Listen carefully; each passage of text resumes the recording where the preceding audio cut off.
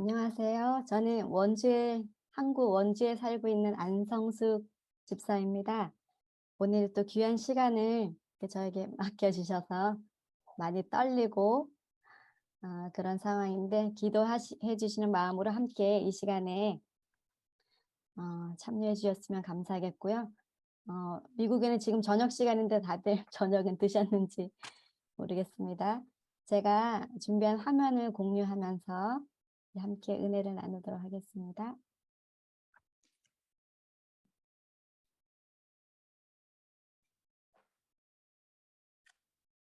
네, 오늘 그 교재에 보면은 73페이지에 있는데요. 너희는 세상의 빛이라라는 저희가 교회 다니면서 굉장히 많이 들었던 주제 중에 또 하나입니다. 제가 사실 저는 모태 교인이고요. 제가 평생 이 빛이라는 너희는 세상의 빛이라는 말을 들었을 때 제가 갖고 있던 이 개념은 그리스도인으로서 좋은 모습을 보이고 사는 거 정도로 저는 생각을 했거든요. 근데 제가 이제 오늘 이 말씀을 계속 준비하면서 이게 보여지는 그 빛으로서의 밝은 빛을 보여주는 거 이상의 큰 의미가 있구나. 너무나 소중한 은혜를 경험하는 시간이었고요. 이 시간 저의 이야기가 아니라 이 교재에 있는 이야기와 글들과 또 성경 말씀 예언의 신을 집중적으로 제가 이 파워포인트에 실었거든요. 그래서 저는 빠지고 예수님께서 어떻게 이 세상의 빛이라는 것을 저에게 소개하고 계신지 각자 이 말씀 속에서 은혜를 받는 시간이 되시기를 바랍니다. 그 교재에 보면요. 저희의 삶을 연극에 이제 비유를 했더라고요. 그래서 연극의 4대 요소 중에 가장 중요한 것은 무엇일까요? 라는 질문이 있어요. 거기 보면 대본이 중요하냐, 무대가 중요하냐, 관중이 중요하냐, 배우가 중요하냐. 사실 보면 다 비중이 있는 거예요. 대본도 중요하고 또 어느 무대에서 하느냐도 중요하고 보는 관중도 중요하고 배우도 중요하고. 근데 이 말씀을 보니까 가장 중요한 건 바로 배우더라고요. 배우. 저희가 이 땅에서 주신 대본은 이제 성경 말씀이 대본이에요. 누구나 똑같이 주어진 대본이고 무대는 세상이라는 무대에 살고 있고 관중은 저희 주변에 저희를 바라보는 모든 사람이 이제 관중인 거고 배우는 이제 저희 각자가 이제 배우인데요. 여기 보면 만약 그 연극에서 배우가 이 감독이 원하지 않는 자신의 생각대로 연극을 한다면 이 연기를 한다면 그 연극은 어떻게 될까요? 성공적인 연극이 아니고 실패작이 될 겁니다. 왜냐하면 감독이 원하는 어떠한 목적이 있어요. 이 연극의 중심 내용이 있는데 한 배우가 너무 본인은 연기를 잘하기 때문에 본인이 원하는 대로 그 연극을 진행해 간다면 실패가 되는 거죠. 그래서 왜 이 예화가 이 책의 서두에 있을까 생각을 했을 때 저희 삶의 감독은 예수님이시고 저희가 배우라면 예수님의 원하는 대로의 삶을 살아야 성공적인 삶이 되지 않을까. 그래서 아마 서두에 이 연극에 저희의 삶을 비교해 주신 것 같아요. 그래서 저희들이 각자 맡은 위치에서 나의 삶이 아닌 정말 우리의 예수님께서 원하는 삶이 되도록 노력을 하시면 좋을 것 같고요. 성경에 보면은 정말 좋은 배우였는데 감독이 원하지 않는 삶으로 살았던 한 배우의 이야기, 부자 청년의 이야기가 나옵니다. 마가복음 19장 후반부에 나오는데요. 저희가 알듯이 이 부자 청년은 예수님께서 말씀하시는 계명을 다 지켰다 그래요. 나는 계명이라면 저는 부족함 없이 다 지켰습니다. 그런데 이 부자 청년이 하는 말은 혹시 제가 뭐 부족한 거 있나요? 사실 저는 이 질문을 들었을 때 저희 이제 주변에 보면 저도 이제 자녀를 두 아이를 키웠지만 아이들이 공부를 잘하면 좀 좋은 학원에 가길 원해요. 그런데 그 학원마다 레벨 테스트가 있어요. 그런데 너의 수준이 어느 정도인지 우리 학원에서 내는 시험치를 풀어봐라. 거기서 그 성적을 보고 너의 반을 정해주겠다라고 모든 학원은 제시를 하거든요. 근데 아마 이 부자 청년도 내가 이 계명을 잘 지켰으니 이 랍비, 예수라는 그 당시에 유명한 이 랍비에게 가면은 너는 너무 우수한 학생이구나. 너는 너무 우수하게 살았구나라고 좋은 그 어떠한 칭찬을 받을 줄 알았을 것 같아요. 그런데 예수님의 대답은 의외였죠. 예수님 곁에 있는 가난한 사람들을 가리키면서 내 소유를 팔아 가난한 자들을 주라. 그리고 나를 쫓으라. 여기에 보면은 이 제 가장 위쪽에 있는 것은 그 청년의 질문이었어요. 제가 이 계명을 다 지켰는데 아직도 무엇이 부족하니까? 사실 이 질문에는 그 다음은 칭찬이 돌아올 줄 알았을 거라고 얘기했듯이 그 밑에 글을 보면 분명히 이 청년은 자신과 이 완전함 사이에는 불과 한 걸음 차이라고 확신했다. 나는 넌 거의 완벽하니까 요것만 더하면 너는 100점이야 라고 예수님이 인정해 주실 줄 알았는데 그 다음 글을 제가 읽어보겠습니다. 시대소망 519페이지에 있는데요.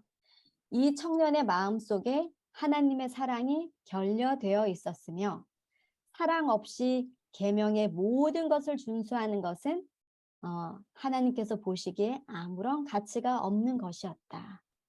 그래서 이 부자 청년은 사실 99%에 가까운 본인의 삶이라고 생각했지만 예수님 보시기에는 사랑이 없기 때문에 거의 빵점 몇 점, 빵점. 그래서 어떻게 보면 저희의 삶 속에도 내가 그리스도인으로서 모든 것은 최선을 다하고 있는데 내 안에 하나님께서 원하시는 사랑이 있는가? 이 시간 좀 우리 자신에게 물어보는 시간이 됐으면 좋을 것 같아요. 그래서 내가 내 마음속에 정말 사랑이 있다면 하나님께서 원하는 삶을 살아가고 있는 것 같아요. 그리고 아직도 나에게 사랑이 없다. 나는 미운 사람 보면 피하고 싶지 그 사람을 사랑하고 싶지는 않아. 이런 마음이 있다면 오늘 저희가 예수님께 사랑을 더 간구하는 시간이 되시기 바랍니다. 신앙은 어떤 위대한 업적을 쌓아가는 것도 아니고 어떤 훌륭한 일을 저축하는 것도 아닙니다. 여기 보면 한 나무가 있습니다. 이 나무는 분명히 보기에 사과나무죠. 그런데 바리새인들의 신앙은 내가 사과나무인데 사과를 맺지 못해요. 그러면 다른 곳에 가서 사과를 따서 내 나무에 붙이고 싶어 하는 것이 바리새인의 신앙이라고 그래요. 이 글에 보면. 그래서 저희도 어떤 나의 열매가 아닌 남의 열매를 나의 삶에 붙여서 나는 이 정도는 되는 것 같아 라고 회칠한 무덤이라고 표현하죠. 잘못된 모습을 혹시 저는 보이고 있지 않았나 이 글을 보면서 참 반성하게 되었습니다. 그리고 교회는 저희가 무엇을 가지고 있냐 또 얼마나 알고 있느냐 그런 것을 주장하는 곳이 아니고 또 무엇을 하는 것 내가 뭘 얼마나 했다 이걸 내세우는 것도 아니고 하나님께서 원하는 모습으로 변화되어 가는 곳이 교회가 되어야 한다고 하셨습니다. 그리고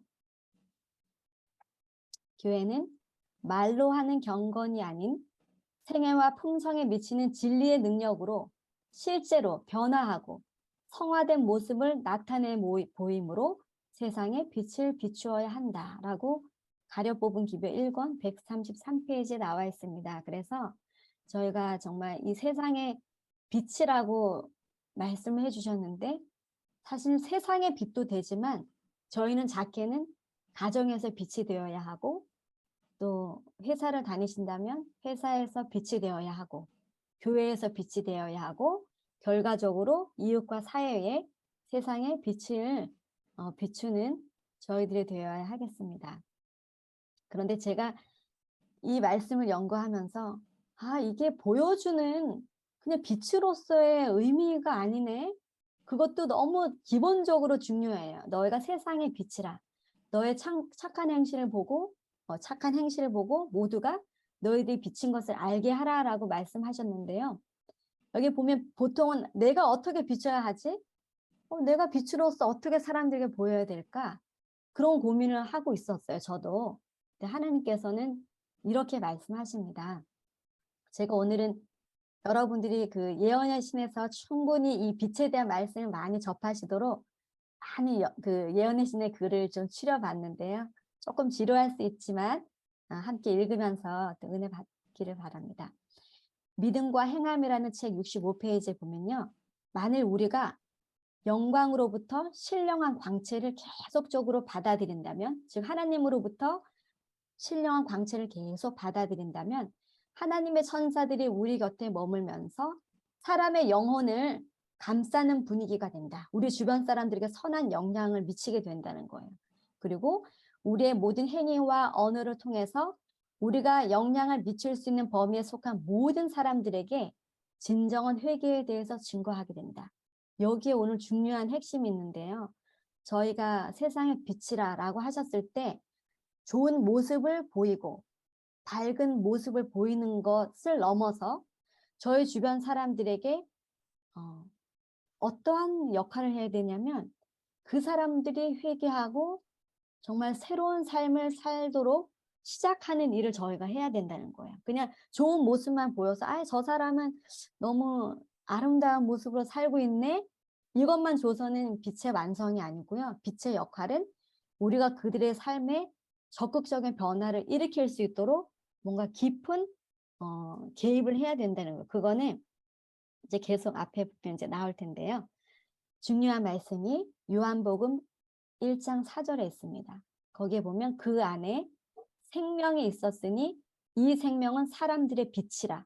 여기 제가 헬라어 원어를 이제 검색할 수 있는 게 있어서 봤더니 여기서 빛과 생명은 같은 의미라고 해요. 그래서 저희가 세상에 너희가 빛이라 라고 했을 때는 너희를 통하여 예수님의 생명이 다른 사람에게도 흘러가게 해서 그 사람도 생명 안에 살게 만들어라. 여기까지가 빛의 역할이더라고요. 여기 보면 제가 초 사진을 하나 올려놨는데요. 이 글을 잠깐 읽어보겠습니다. 예수님께서 하루를 시작하기 전에 성령을 간구하는 기도를 드렸듯이 저희들도 하루를 성령의 간구로 시작하여야겠습니다. 저희들 마음의 심지에 생명의 빛이 점화되어 주변 사람들에게도 그 빛을 나누게 되길 기도드립니다. 이 빛이라는 것은 여기 보면 이런 빛도 있어요. 이것은 초의 모양이지만 LED 초예요. 이 초는 비나 바람에도 꺼지지 않아요. 예전에는 촛불 집회를 할 때 한국에는 종이컵에 초를 꽂아서 그 종이컵에 그 촛농이 떨어지고 또 손에 딜까봐 종이컵에 싸서 다 초를 들고 뭐 촛불 집회 같은 걸 했는데요. 비가 오고 바람이 불면 그 초는 꺼져버려요. 그래서 이 LED가 이제 이렇게 변모를 시켰습니다. 초를 보면은 계속 불이 켜져 있어요. 비바람에 꺼지지 않는 비고. 그리고 이 LED 초는 어두움 속에서는 아름다운 불빛을 내며 주목을 받아요. 하지만 이 심지가 있는 초와 이 LED 초의 비교를 잠깐 해보면 이 LED 초는 주변의 불을 점화시킬 수가 없지요. 나누어 줄 수 있는 생명이 없기 때문이에요. 본인만 화려하게 빛나고 수명이 다하면 그냥 잊혀져 버리는 초입니다. 때로는 저희의 삶도 나만 아름답게 그냥 모습을 보이다가 어느 시간이 지나면 다 잊혀져 버리는 존재가 되는 것이 아니라 저희도 누군가에게 정말 촛불이 여기 보면 이 사진을 잠깐 보여드릴게요. 여기 보면 이 초에서 초로 지금 점화하는 사진의 왼쪽 편에 있죠. 이 초의 의미는 꺼져 있는 초에게 이 촛불을 이렇게 점화해서 나눌 때 의미가 있습니다. 여기 보면 촛불은 자신은 녹아 없어지더라도 주변에 빛을 전합니다. 점화하는 거죠. 옆에 사람에게 내 옆에 있는 사랑하는 가족과 주변 사람들 또 손주들에게 내가 갖고 있는 이 사랑의 하나님을 그 아이들의 마음에, 자녀의 마음에 친구의 마음에, 교우님들 마음에 불을 붙여주는 거예요. 그래서 두 번째 글을 보면 하나님을 만남으로 저희들 안에 참 빛이 점화되어 저희도 살고 주변의 많은 영혼을 살리게 되기를 간절히 소망해 봅니다. 여기 보면 하나님께서는 저희가 알고 있는 이 예수님, 우리 속에 활활 타고 있는 이 사랑의 예수님의 초가 우리 안에서만 그냥 피다가 꺼지는 것이 아니라 이 많은 초들의 하나의 초가 이 여러 초에 불을 붙이듯이 저희 주변의 사람들의 마음의 심지에 불을 붙여야 된다고 하셨습니다. 그게 바로 너희가 세상에 빛이라 라고 했을 때 빛나는 빛 외에 옆에 사람의 심지에 생명을 불어넣을 수 있는 그 역할까지를 예수님께서는 바라시는 겁니다. 여기 보면 생명이 없는 빛, 아까 그 보여드렸던 LED 촛불처럼 생명이 없는 빛은 점화가 되지 않습니다. 우리는 죽어가는 영혼을 살리는 빛의 역할을 하기 위해서 먼저 어떻게 해야 되냐면 하나님과의 만남이 필요하죠. 여기 모인 분들은 충분히 하나님과의 만남을 경험하신 분들이라고 생각해요. 그래서 이 귀한 시간에 이 안성숙이라는 집사, 잘 알지도 못하는 집사가 순서를 쓴다는데 또 들어와 계세요. 이런 것만 봐도 여러분들은 말씀에 갈급해 있고 어떠한 사람의 음성이라도 저 속에서 혹시 하나님의 음성이 있지 않을까? 이 모이는 여러분들의 삶에 큰 하나님의 축복이 함께 하시길 바랍니다. 오늘 저희가 함께 있는 이 모든 예언의 신 성경의 말씀을 통해서 깊은 보화를 또 여러분의 삶에 하나씩 챙겨가시길 간절히 바라고요. 방금 전에 읽었던 말씀인데요. 다시 한번 읽어보겠습니다. 요한복음 1장 4절에 그 안에 생명이 있었으니 그 생명은 사람들의 빛이라. 그래서 여기 나오는 이 빛과 생명은 동일하다고 했고요. 여기 굉장히 중요한 말씀이 있습니다. 성경 주석이에요. 방금 전에 읽은 요한복음 1장 4절에 나오는 성경 주석을 보면 빛은 하나님의 임재의 상징이 되어 왔다. 하나님의 창조의 첫 번째 행위로서 바로 세상을 빛으로 흘러넘치게 하셨죠. 그것처럼 인간의 영혼 속에 그분의 형상을 재창조하는 일을 시작할 때에 그분은 먼저 저들의 마음과 생각을 거룩한 사랑의 빛으로 밝힌다고 하셨습니다. 그래서 저희가 너희는 세상의 빛이라 라고 했던 이 말씀은 저희도 재창조가 되기 위해서 이 생명의 빛, 예수님을 우리 마음의 심지에 예수님을 붙이는 것이 필요하고 또 우리 주변에 사랑하는 가족들, 손주들, 이웃들, 교우님들의 심령에 그 어떤 예수님이라는 불을 붙이기 위해서는 이 사랑의 하나님을 전하는 게 너무나 필요해요. 내가 만난 예수님을 전하고 그래서 그들의 마음에도 뜨거움의 불이 붙여질 때 정말 재창조가 시작됩니다.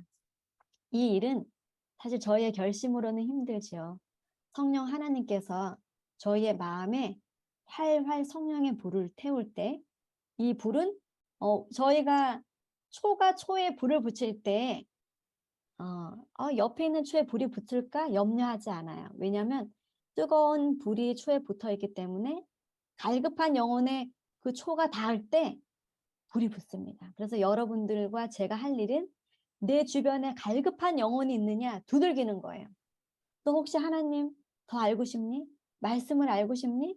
너 혹시 갈급함이 있니? 하나님을 만나고 싶니? 계속 물어보는 거예요. 주변 사람들에게. 너 혹시 내가 오늘 기도해줘야 될 기도 제목이 있니? 계속 여러 방면으로 노크를 하세요. 뭐 필요한 거 없니? 뭐가 너에게 가장 지금 어려움이니? 그 사람들에게 먼저 복음을 들고 가기에는 담이 쳐질 수 있잖아요. 그래서 그 사람들의 필요를 계속 물어보면서 적당할 때 그 예수님이라는 그 생명의 빛을 그들의 심령에 붙여주시기 바랍니다. 여기 보면 마태복음 4장 16절에도 이 빛에 대해서 나옵니다. 또 요한복음 1장 4절 방금 전에 읽었죠.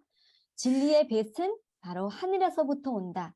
그러나 그 빛이 우리 자신의 삶을 비출 때, 조명할 때 우리의 빛이 된다.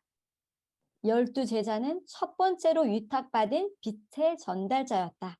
사람들의 마음속에 결코 꺼지지 않는 불을 밝혔다. 그 예수님의 제자들이 예수님께서 승천하신 뒤에 꺼지지 않는 불이 그들의 심령에 있었기 때문에 지금 이 시간까지 저희들에게 그 꺼지지 않는 불이 전달된 것 같아요. 그래서 여러분들께서 여러분 가정에 기도하는 분으로 남아있는 한 여러분의 가정은 꺼지지 않는 불이 계속 자자손손 내려가리라고 제가 확신을 합니다. 지금 저희들이 볼 때는 때로는 사람들이 그러죠. 눈앞에 보이는 환경을 보지 말라라는 말을 많이 하시는데 저는 그 말씀에 너무 동감해요. 어제도 장태분 집사님께서 기도하실 때 저희가 눈앞에 환경을 보지 않고 그것을 넘어 볼 수 있는 그 마음의 눈을 달라고 하셨을 때 굉장히 감동을 받았고요. 저희들이 환경, 지금 내 눈앞에 보이는 환경 너머의 상황을 믿음으로 보시길 바라고요. 그래서 힘을 내시길 바랍니다. 그리고 정말 기도하는 가정은 하나님께서 꺼지지 않는 불을 대대손손 주시리라 믿습니다.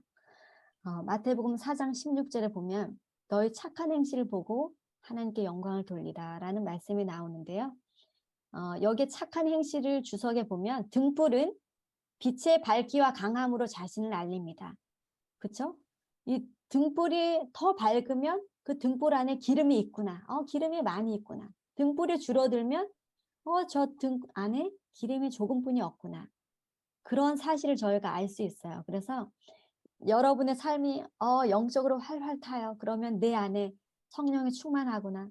내가 너무 소극적으로 되고 내가 왠지 자신이 없어지고 더 작게 느껴질 때는 내 안에 기름, 성령의 기름이 필요할 때라는 거죠. 그래서 여러분들께서 나의 삶의 이 지표는 내가 남들에게 사랑을 얼마나 많이 베풀 수 있느냐가 내 안에 성령의 양을 측정할 수 있는 거라고 생각해요. 그래서 여러분들께서 착하게 사는 것만이 중요한 게 아니라 내가 가장 이 대표적인 게요. 내가 미워하는 사람을 위해 적극적으로 사랑을 표현할 수 있나? 그것이 저희의 마음에 사랑이 있느냐 없느냐의 시금석이 된다고 이 예언의 신에 많이 나오더라고요. 그래서 미운 사람 안 보면 되지. 미운 사람하고 연락도 안 할 거야. 안 볼 거야. 보면은 시험에 들어. 이렇게 표현하잖아요. 그런데 저희가 미운 사람이 있으면 이름을 적으세요. 이름도 적고 용서하지 못하는 사람이 있으면 이름 적으세요. 적고 내가 그 사람을 위해 기도할 수 있고 내가 그 사람을 언제 어디서 만났을 때 사랑으로 끌어안을 수 있다면 내 안에 성령의 감화 감동이 함께 한다고 말씀에도 나와 있고요. 한번 그렇게 테스트도 해보시고요. 또 내가 전하고 싶은 간절한 마음이 있는가, 하나님의 사랑을 전하고 싶은 간절한 마음이 있는가 또 돌아보시면서 나에게 기름인 성령의 양을 또 체크해 보시길 바랍니다. 네. 여기 보면요. 여기의 말씀은 예수님께서 본인을 가리켜서 나는 세상의 빛이라 라고 말씀하셨고 또 제자들에게 너희는 세상의 빛이라 라고 이렇게 말씀하셨어요. 여기 글에 보면 예수 그리스도의 형상을 반사하고 저들의 품성의 아름다움과 거룩함으로부터 크거나 작거나 막론하고 모든 우상으로부터 분리되고 항상 자기를 부인함으로써 저들은 그리스도의 학교에서 배운 자들임을 나타내 보여야 한다. 그래서 저희가 저희 삶에 자꾸 큰 우상들이 많아요. 어떤 한 목사님께서 이렇게 말씀하시더라고요. 우리 안실 교인들은 다 우상 숭배를 하고 있을 수도 있습니다. 충격적이었어요. 근데 그 이야기의 그 요지를 제가 들어보니까 이런 말씀을 하세요. 안식일에 내가 교회 가고 안 가고를 통해서 내가 그리스도인인가 아닌가를 체크한다 그래요. 무의식적으로. 내가 교회 안 가면 마음이 찔리고 가면 좀 편하고. 그런데 가서 휴대폰을 하고 있는 거예요. 가서 휴대폰을 하고 성경 말씀을 들을 때 목사님의 말씀을 들을 때 다른 생각에 깊이 빠져 있는 거예요. 그래서 그 목사님이 하시는 말씀은 우리가 예배가 회복돼야 된다. 교회에 가서 드리는 우리의 예배의 자세가 바뀌어야 된다. 우리가 예전에 보면은 그 예수님 당시에나 또 그 후에 그 12가지 12개 소 선지자들을 그 쓴 호세아, 요엘, 미가 다 거기에 보면은 사실 그 성전에서 죄가 이루어졌잖아요. 그리고 예루살렘 성전이 부패됐을 때 다 보면은 성전 안에서 죄가 행해졌어요. 저희도 예수님을 만나기 위해 성전에 가고 하나님을 만나기 위해 성전을 가지만 우리가 그 안에서 어떠한 마음의 죄를 짓고 있는지 모르겠어요. 그래서 여기 참석하신 분들은 그러시지 않겠지만 저 자신은 많이 반성했어요. 내가 안식일날 교회 가는 것으로 내가 할 걸 다 했다라고 생각하지 말자. 내가 그 예배를 정말 소중히 여기고 내가 예전에 그 우상 숭배를 했던 사람들이 예수님의 제단 앞에서 정말 죄를 저질렀듯이 나도 마음속으로 예수님의 그 성전에 가서 예배를 보면서 온갖 죄를 다 짓고 있지 않나. 정말 회개하는 시간이 되었는데요. 여기 보면 크거나 작거나를 막론하고 모든 우상으로부터 분리되어야 저희가 세상의 빛이 될 수 있습니다. 여기 보면 같은 말씀이세요. 당신의 제자들에게 세상의 빛이 되어야 한다라고 말씀하신 그대로 저희들도 세상의 빛이 될 수 있다라고 예언의 신에 말씀해 주셨고요. 여기 말씀은 한번 읽어보겠습니다. 여러분들도 음소거 되셨으니까 한번 크게 같이 읽어보세요. 그분은 그대들이 기쁨으로 충만해지고 하나님의 축복으로 충만해져서 지식에 넘치는 하나님의 사랑의 길이와 넓이와 높이와 깊이를 알기 원하신다 라고 하셨습니다. 우리가 이 하나님의 사랑을 알아야 정말 우리가 세상에 빛이 될 수 있고 우리의 사랑하는 사람들에게 그 심지에 마음의 심지에 불을 붙일 수 있습니다. 여기에 보면 그리스도를 따르는 자들은 그들의 주님처럼 각 시대에 있어서 세상에 빛이 되어야 한다. 에녹, 노아, 아브라함, 요셉, 모세는 이와 같이 행했다.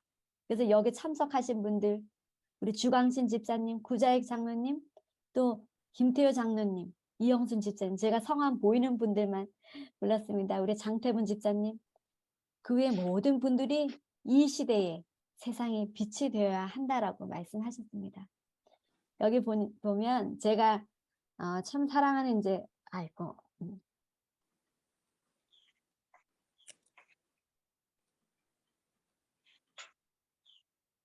이제 사랑하는 아버님께서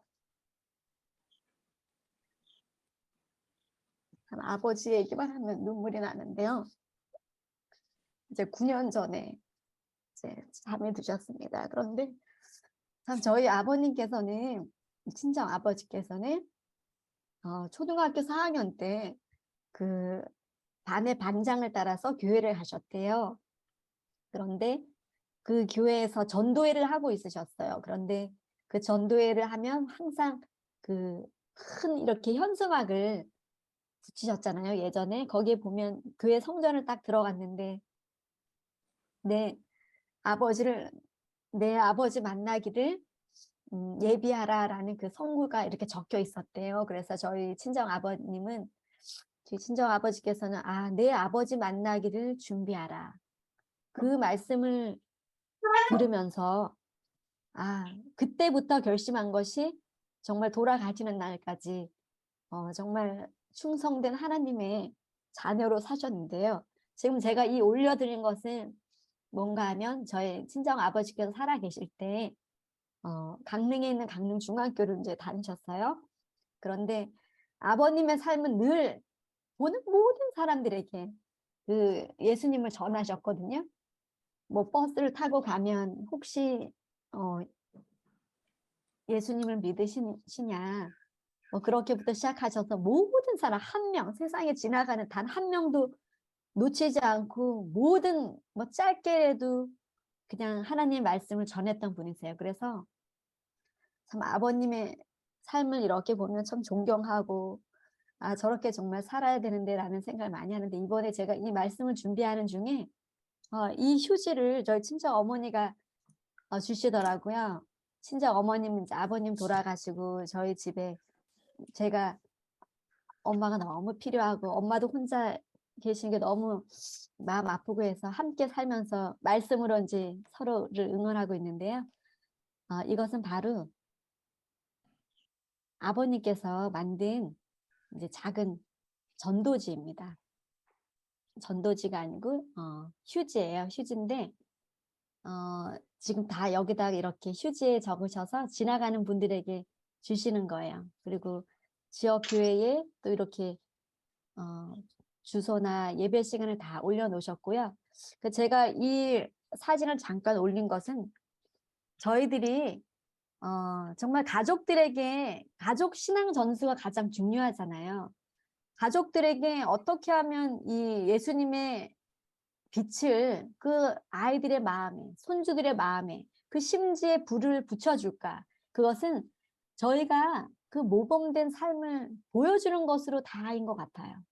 그들에게 강요, 교회 가야지, 말씀 읽어야지. 저희 부모님은 그런 말씀을 한 번도 하지 않으셨어요. 왜냐하면 평생 그렇게 사셨기 때문에 그 삶이 그냥 저희에게 전수가 된 것 같아요. 그래서 저희도 주변 사람들에게 하나님의 사랑을 점화시킬 수 있는 것, 그 마음의 심지에 불을 붙일 수 있는 것은 저희가 열심히 하나님을 사랑하는 모습을 보이는 것이, 그래서 너희의 착한 행실을 보고 그 말씀을 계속 하나님께서 강조하신 것 같아요.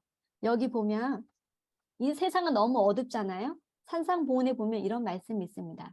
태양이 밤의 어둠을 몰아내고 세상의 생명을 일구어 주므로 사랑의 사명을 다하는 것처럼 그리스도를 따르는 자들도 사명을 다하기 위해서는 나아가 오류와 죄의 흑암 속에 암음 속에 있는 자들에게 하늘의 빛을 널리 비추어 주어야 한다. 이 세상은 너무나 어두워요.